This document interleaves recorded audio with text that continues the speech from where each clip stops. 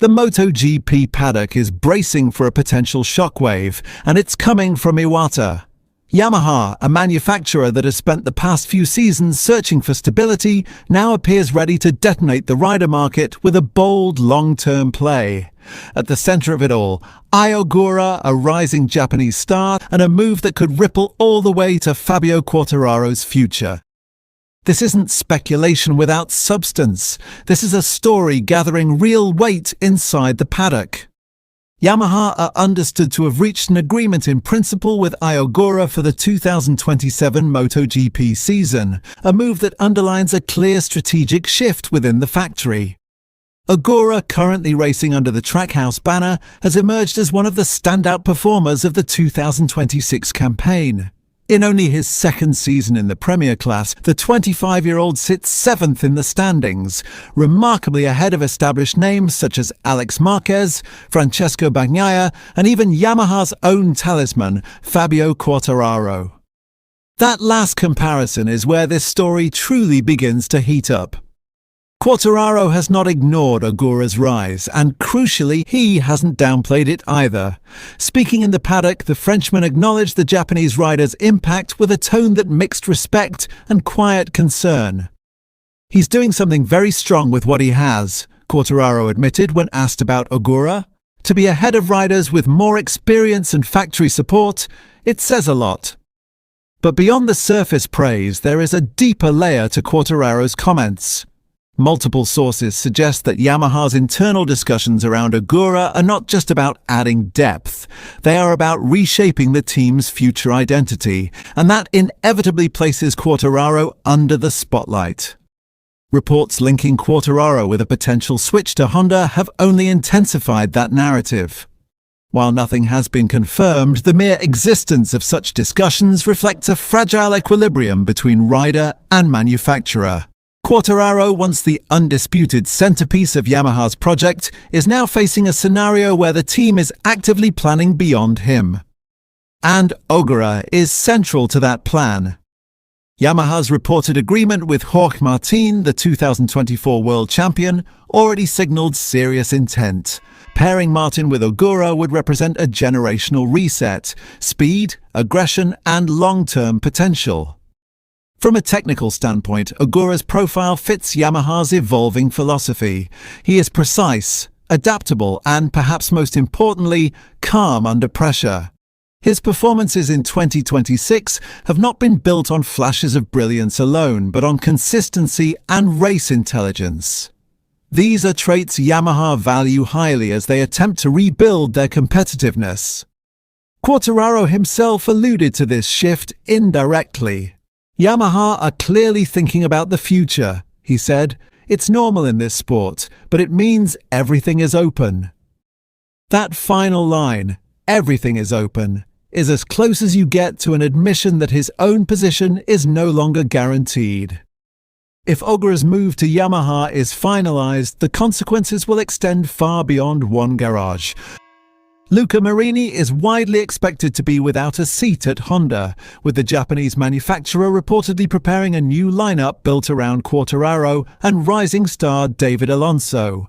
Meanwhile, LCR's structure appears set with Johann Zarco and Diogo Moreira. At Trackhouse, losing Ogura would force a rethink. Joan Mir has emerged as a leading candidate to fill that void, offering experience and proven pedigree. As for Alex Rins, his situation looks increasingly precarious. With fewer competitive seats available and teams prioritizing younger talent or long-term projects, his chances of remaining on the grid are shrinking.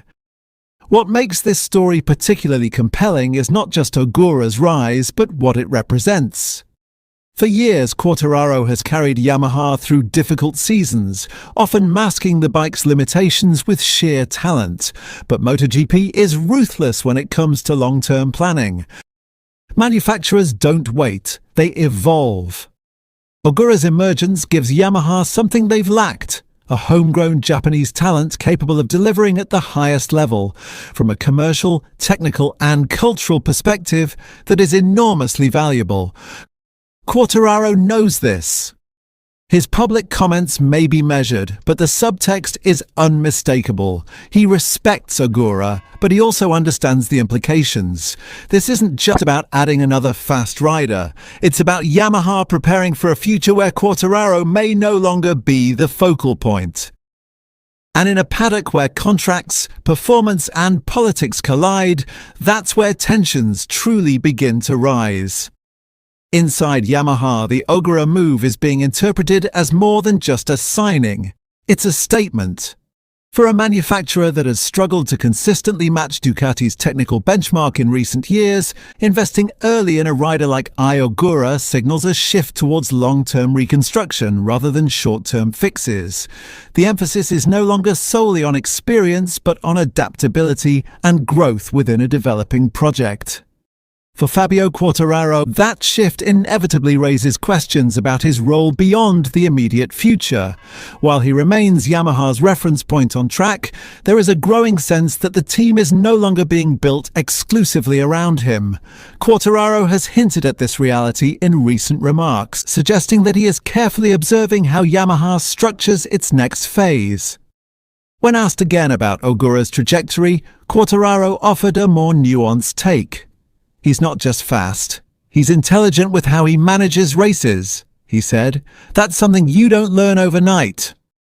It's a comment that carries weight because it acknowledges Ogura not as a prospect, but as a genuine competitor already operating at a high level.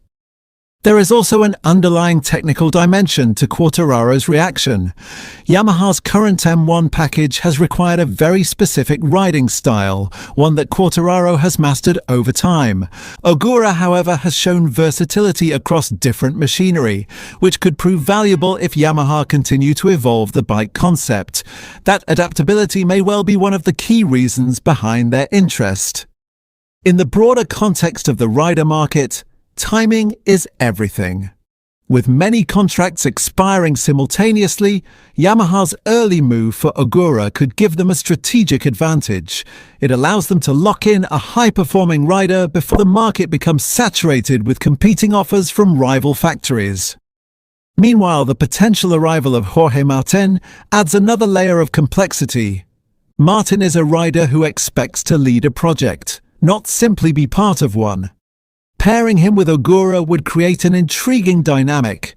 Two riders at very different stages of their careers, but both capable of shaping Yamaha's competitive direction.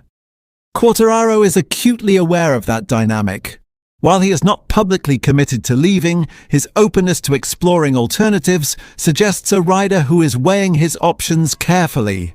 In MotoGP, you always have to think ahead, he said. It's not only about now, it's about where you can win in the future. That statement alone reflects a mindset that is far from settled.